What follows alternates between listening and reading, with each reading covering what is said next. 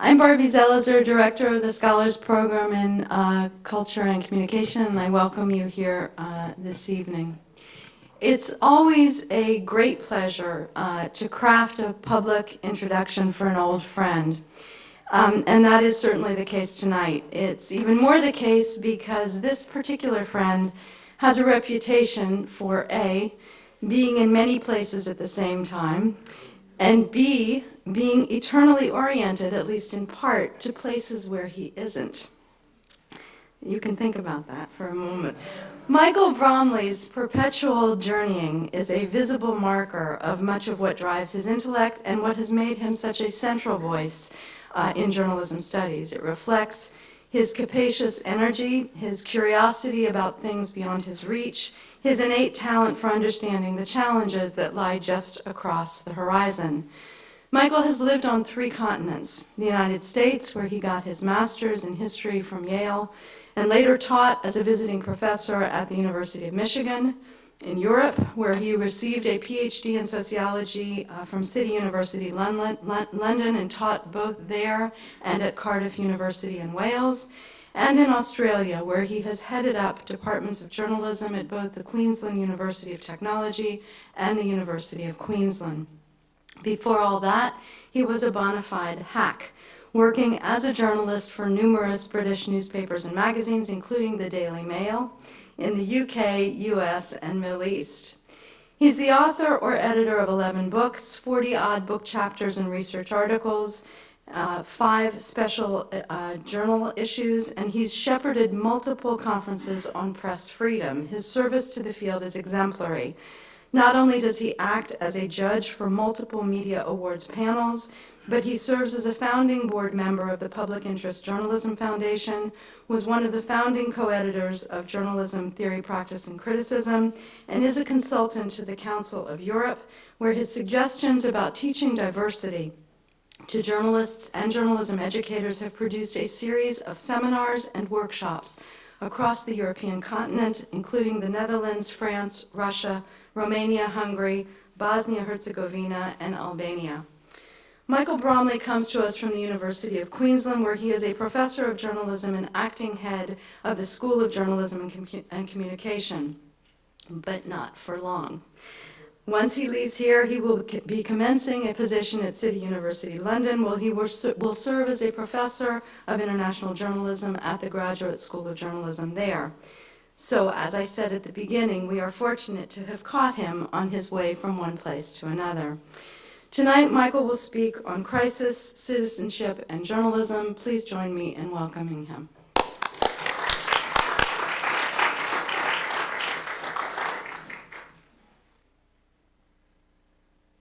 Gosh, but for the fact that she mentioned my name, I would have no idea who she was talking about. Thank you.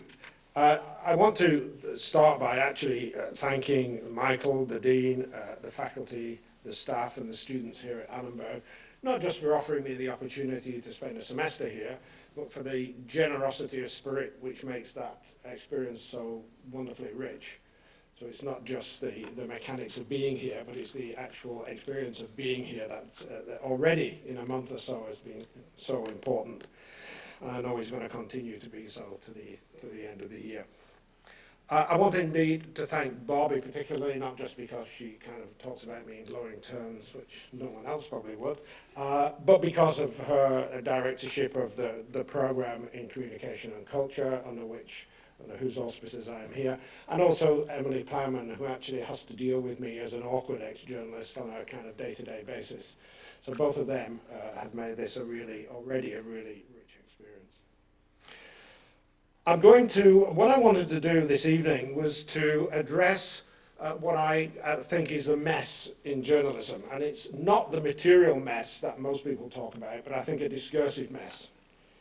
The way in which we talk about journalism and the way in which journalism talks about itself, it seems to me, is both confused and confusing. And I wanted to offer a bit of a modest contribution to trying to maybe see a way through some of that. It was only when I actually saw this on the flyer that I realized I got myself into some difficulties, because crisis, what crisis? is not a word I would normally use.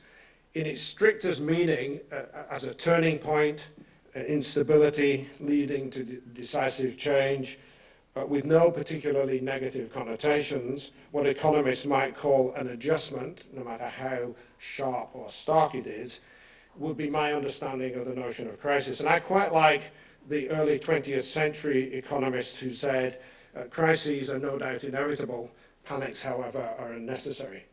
So I think I'm talking less about a crisis, and I'll come back to this in a minute, than a panic. And citizenship, well, I have absolutely zero qualifications to even to open my mouth at all about citizenship. I am not a political scientist, I'm not a lawyer. And all I know about citizenship is that it is associated with various formalities around rights, obligations, responsibilities, and that sort of exhausts my understanding. But I think in terms of the discourse around journalism, the word citizen is used much more to just describe a resident, a person, someone who happens to be in a particular situation at any particular time. So 2 out of 3 had me nervous. Then I thought I'd be okay with journalism because the 45 years of my life has been spent in and around journalism. And then, of course, I realized that I wasn't that comfortable with journalism either. Because as Barbie has pointed out, journalism is rich, contradictory, complex, and often inexplicable. And one of the things I'm increasingly interested in is in comparative journalisms. That we first of all use the plural of the word, and I would tend to use the word in its plural mostly.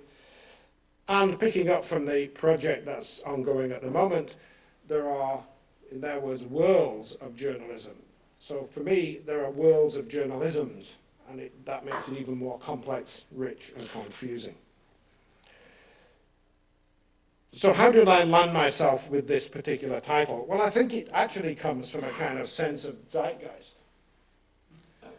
We've been bombarded with commentaries and observations, often in trade books, about the nature and state of journalism. Rosenblum, who was the first person I came into contact with, and there may be stuff predating him, constructed journalism as a mugging victim. From there, it seemed but a small step to consider it to be under siege, that is, isolated, with limited resources for sustenance, and surrounded by hostile forces looking to subdue it, if not actually to loot and pillage. So journalism condition became a matter of survival, and finally succumbing to the inevitable. But it does not go down alone. It takes democracy with it. Thus, Gerner's chapter 4 is entitled The Role of the Media in the Death of Democracy in America. In 15 to 18 years, we've gone from a street crime to the end of civilization as we know it. This seems a remarkable passage which we have to take some account for. And we know it's so because Gerner's book appeared first as a blog, then as an e-book, and it does quite liberally on Wikipedia. So there's absolutely no contradiction there in the evidence. So it's zeitgeist indeed, and it's confirmed by the author's personal note that the undercurrent, which has become obvious to me in just 5 or 6 weeks in Philadelphia, is one in which, as his words, America is no longer the richest, the greatest, but indeed America in many ways is slipping behind the rest of the advanced industrialized nations. There's a kind of Weltanschauung here that has hit me really between the eyes, being here back for an extended period for the first time for a decade or so.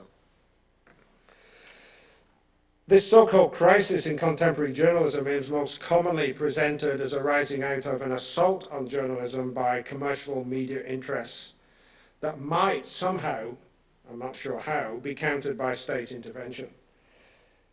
Yet one of the founding ideas of democracy is that it's the duty of citizens to keep journalism honest. So I'm going to plow on with assessing in a lay sort of way the relationship between journalism and citizenship and its influences for and about democracy in or out of crisis. In doing so, I'll probably venture rather incautiously into the domain of politics, law, economics, psychology, literature, and history. I take this to be justified because they are routinely mobilized in this lay way in these popular debates around journalism.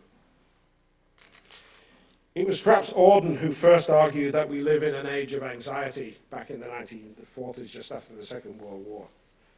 And it was a theme subsequently taken up by Marshall McLuhan. More recently, the 1920s idea of an age of melancholy, one that is gloomy and hopeless, has re-emerged, particularly in Blazer's book in 2005. For Jon Stewart of The Daily Show, journalism was part of his depressing news.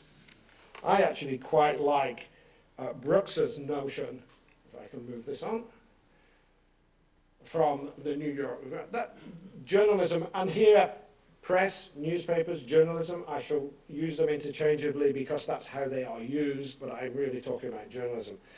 That journalism has the blues. And that's almost certainly what I think has been happening. A characteristic associated with melancholy, learned helplessness, is what James Curran thinks he has identified among journalists. That's in contradistinction to media owners and managers who insist on business more or less as usual. We will get through this. And radicals and liberals who see nothing better, something better taking journalism's place, or if not, think about good riddance to bad rubbish. So it's really journalists within that milieu of the press who are the ones who have learned helplessness. Crisis then represents a journalism-centric position, a kind of moral panic. To appropriate another idea, this crisis then requires policing. And the moral entrepreneurship has taken one predominant form, the journalism reform movement, which seems to me to have two fronts. The first is reforming journalism itself, returning to a previous golden age, a kind of fundamentalism which proceeds on the basis that something has corrupted the pure form of journalism, which must be recovered. It's pretty much tracked the zeitgeist, from being mugged by the conditions of production, warp speed, to endangered species. And I think that whole construct is worth a bit more research than it's received to date. The second dimension of the reform movement, it seems to me, is reforming the distribution of subsidies.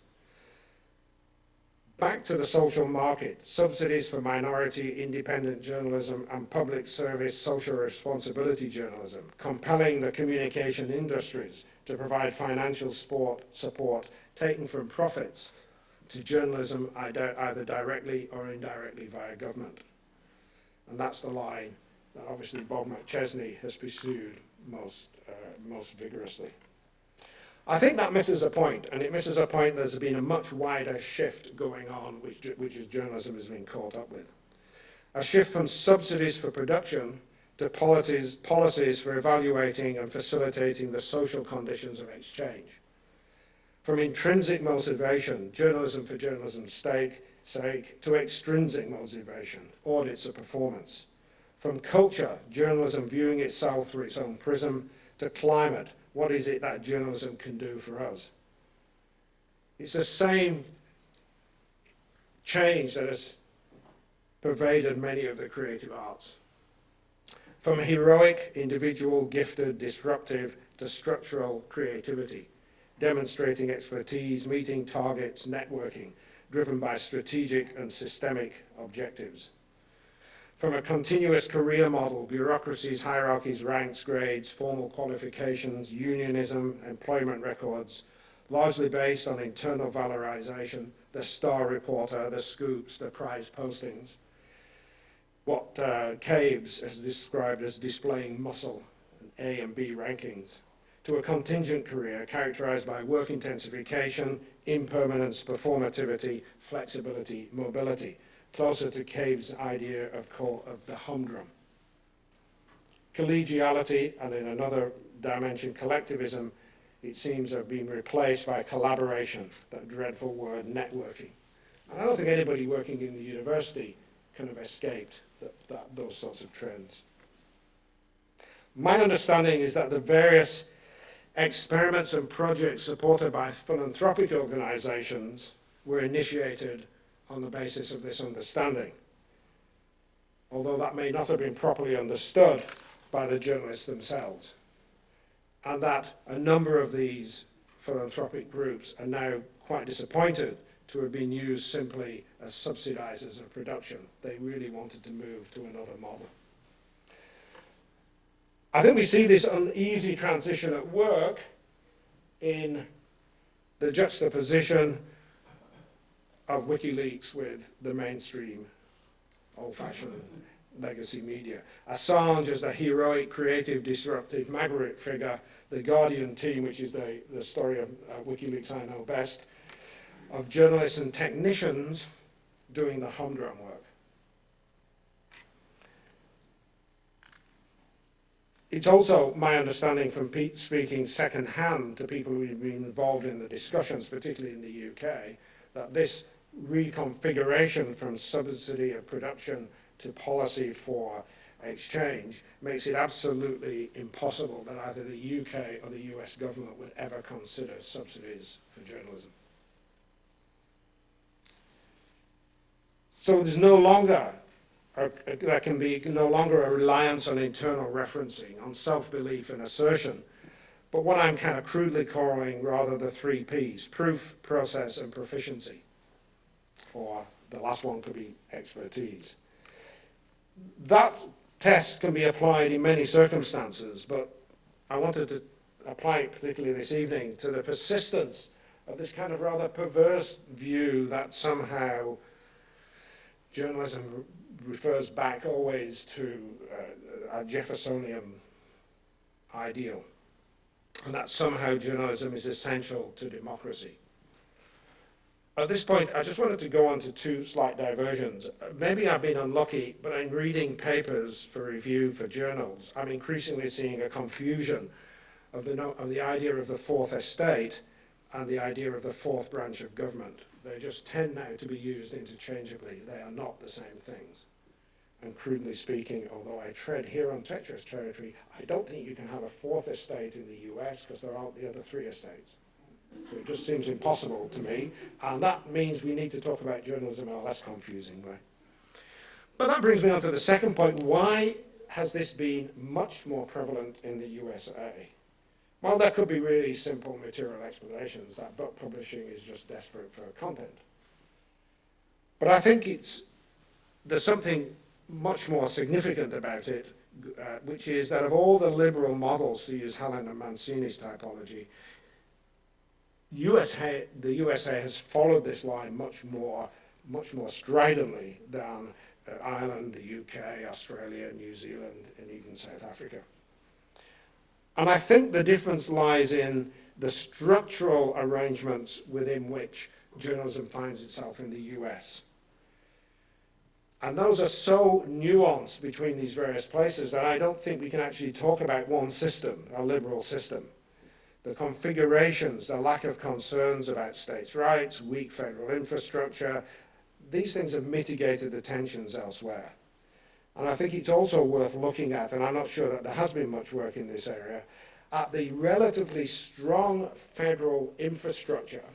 The First Amendment is obviously the key one, and the relatively very weak practice of media, the metro-centeredness of media. And if you look at the really crippling material problems within US newspapers and television, it's really in metro markets. So what is specific about those metro markets in the US? But that was a bit of a digression. Let me get back to journalism's value as opposed to its self-serving nature. And it lies in the claim that journalism can and does enable and activate citizenship. It does so expertly, and the processes are inherently transparent, accountable, and proportional. What we might call, only a little wryly, the Tony Blair test. While Michael Hudson's historical perspective on the nature of citizenship is useful, one aspect he rather overlooks is the evolution of the knowable citizen, which was tied to the expansion of the franchise. Jefferson's citizen was intimately knowable. The challenge throughout the 19th century was to overcome the mystique of the citizen and account for the probability of citizenship as the franchise was extended. And I was introduced to Dubois' survey here in Philadelphia only yesterday, I think, or Sunday. But it clearly is a part of a larger pattern about trying to know the citizen. A great deal of effort was expended on trying to get to know citizens who made up, and just to use you two books which were published around this time, and The Hidden Tribes of London, who were lurking away in darkest London. That citizenry was just not known. And there's an interesting story about the opening of the Holborn Viaduct, which was the first improvement in London to be opened by Queen Victoria.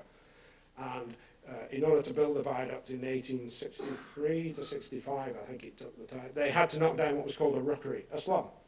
And when they'd emptied the slum, there were then tourist parties and middle-class people went round the slum to see how literally the other half lived, or the other 90% lived. Because they had not a clue about the people who were now increasingly getting the vote. And I think Hughes' study of the human interest story in the 1930s, in 1930s US newspapers, reminds us that this is an endless process as the citizenry is constantly reconstituted and renewed. So one key matter here is, it seems to me, what has been journalism's performance in this regard? And it is notoriously difficult to track. Journalism, as Schudson again puts it, is integrated and intersects with the whole panoply of democracy, but in many different ways, giving rise to different expectations of journalism's role. So since journalism invented the crisis, we should perhaps examine their views. Go back to Baker again, who I think summed it up quite nicely. He asked, rhetorically I guess, what became of the heroes? Journalists used to dine out on the deeds of Bob Woodward and Cole Bernstein during Watergate, of David Halberstam, Neil Sheehan and Malcolm Brown in Vietnam, of Punch Sulzberger and Kay Graham, risking everything to publish their Pentagon Papers. Instead of heroes, today's table talk is about journalistic frauds and a Washington press too dim to stay out of a three-card Monte game. Journalism's record over its modernist period, roughly when it thought it had the tabs on the citizen, is of course not so impressive. And I've always been taken with Dan Hallen's description of that brief period, brief moment of high modernism, which I think Baker is referring to. Successes were down to individual heroes, and so the tendency is for failures to be laid at the door of individuals. It's not a structural problem. Journalism is okay. It was just Judith Miller who erred. Or as Miller then went on to argue, it wasn't her journalism which was faulty, but the US intelligence she reported on. I'm tempted to suggest that journalism's modernism has its own kind of Bloomsbury moment, replete with journalism's equivalent of Bloomsbury assumptions. For example, the entity created by the British Parliament as the BBC as it currently is, was originally called a Public Interest Corporation. The word interest was dropped later. But as Adrian Johns points out in his new History of British Radio, the BBC never sought to ascertain what the public interest might be. It construed radio to be a utility which would simply manage efficiently as a resource. And I think this Bloomsbury quote kind of sums up how journalism was seen in that period. It was pretty equivalent really to an ambulance picking up a patient. Journalism's accounts of life must have no loose ends. And Jim Carrey suggested that it doesn't explore the why and how because they tend to be messy, tend to have loose ends. Too many loose ends, too much we don't know. And like the characters in Terry Pratchett's Discworld novel, The Truth, journalism is just true until tomorrow, and then we kind of move on to something else. The Public Interest Corporation coincided, of course, with the objective phase of journalism and Schudson's era of the informed citizen. And I think it's a good time to ask whether that actually worked in practice. Bob Woodward has suggested that good journalism makes politicians better liars. Good journalism has led to the expansion of spin. It's not a deficit of freedom of the press. There isn't a deficit of freedom of the press, but too much license, perhaps. This is construed as a democratic deficit in journalism, which is damaging to public life. Blair was hardly the first to complain about it. But hyper-commercialization has actually over-enabled journalism. The problem is not that journalism has too little power, it has too much, which is too self-referential. At the same time, the nature of citizenship has changed, moving away from journalism's view of the citizen. I think Frank Webster summed it up quite well. We've moved from we're no longer who we were. Behind the journalism reform movement, there is a common drawing on an ideal of an American or of America sitting watching the CBS News anchored by Uncle Walter. This occurs repeatedly in these books. Webster's point is that the public sphere of nation states, to which this really alludes, I guess, and instrumental rationality, have been supplanted by what he calls public spaces of globalization and debate, driven at least in some measure by affective desire. Cass Sunstein's argument is that reform journalism continues to strive to be equivalent to the museum, the art gallery, the public library, and dare I say, the university, not this one, but the university of the 19th century civic project, subsidized in their narrow, authorized production of culture. He compares the closed prestige institutions, which I think includes journalism, to wikis as open, informal spaces of exchange. Traditional spaces are less relevant in any case.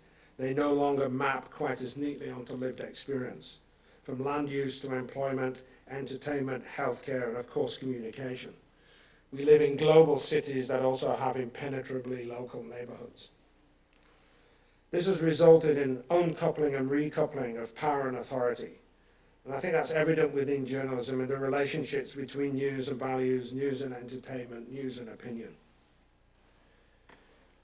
There's been a reconfiguration of the citizen which crosses traditional lines of distinction, such as that between the haves and the have-nots, which pervaded so much of the early literature on digitization. There are those with citizen deficits, but they're shared by the marginalized and the privatized together. The why bother crowd, forced or voluntary withdrawal and disengagement, shared feelings of disempowerment. And those with citizen surpluses, mobilizing, full of self-belief and insurgent. Clearly that includes those who can draw on considerable personal capital, but it's also the disadvantage with cultural capital, an ability to leverage the system. When I looked at more than 60 citizen journalism projects in 33 countries outside the USA, it seemed to me that they displayed clear characteristics which reflected some of this situation. What I did was I examined the declarations of the projects as they were posted online and then looked at what they were doing. Participation was the number one motive and intrinsic reward. But there was also a strong indication of an expectation of payoff associated with journalism, doing journalism, but also being mentored, sometimes being paid, other times receiving some kind of training. Therefore, citizens strongly expressed the view that what they were doing they considered to be journalism, whatever they thought that was. But they distanced themselves from the professional definition of journalism. My colleague Pradip Thomas, a specialist in the media in India, says that such projects are restricted to those with citizen surpluses. And certainly the You Decide 07 election citizen journalism project run by Queensland University of Technology in Australia appeared to confirm this. The typical CJ contributor was the retired school teacher with lots of time and lots of views on politics, who would have contributed anyway by writing letters to the editor or whatever. But do we yet know? The CJ project run by Malaysia Kini to provide training and equipment for marginalized citizens extends to literally the most remote areas of Malaysia. Interesting juxtaposition of the digital and the analog, where digital equipment is shipped up river literally by canoe. The images and the content is captured and then it is shipped back by canoe back towards Kuala Lumpur. Ornstein, in a kind of seminal work in the 1960s, suggested that the highest rungs of the ladder of citizen participation, and it's not necessarily journalism, were citizen control, delegated power, and partnership. These constituted citizen power. Stephen Coleman has argued that in relation to representative politics, the lonely citizen, which I think is a wonderful phrase, a bit like the blues, is eager for consideration of such an approach, breaking communicative isolation and impotence through narrative account giving, but not acceding, interestingly, to simple majoritarianism. Now, I know this is a UK study that Coleman undertook, but it's interesting to work out how applicable it may be elsewhere. So it seems to me that we need to think about a new social contract for journalism to replace the one which was formulated, what journalists refer to, formulated back in the 18th century. We should be looking at the notion of fixed citizenship, it seems to me, rather than the kind of fixed citizenship that we generally refer to. A citizenship that embraces community and individual, acknowledges affective relationships and desires, and promises a state of flux rather than arrival at a consensus. That journalists should be thinking about their role as social brokers, creating activity in the gaps, in the structural gaps, and thinking about innovation, and about collaboration across both tool design and skills, as well as distribution. I think we begin to see some of that actually working in incidences that occur now. We see this kind of thing emerging in the Occupy, whatever it may be, and the interaction with the media, but also the globalization. So in a Chinese city, they now hold up posters supporting the Occupy Wall Street people. I hope that's true. I hope that's not a rude poster that somebody just put online. It could say anything. I'm trusting that that actually does say, we support Occupy Wall Street. That interaction with journalism, which is now in the forefront of our minds, has a history, and it goes back to, I guess, Seattle and the beginnings of indie media and wiki journalism in the 1990s, but it was also present in the G20 meeting in Toronto earlier this year. That failure of journalism to really come to terms with the new citizen and the different citizen. And leaving those up there, I think that is me. Thank you.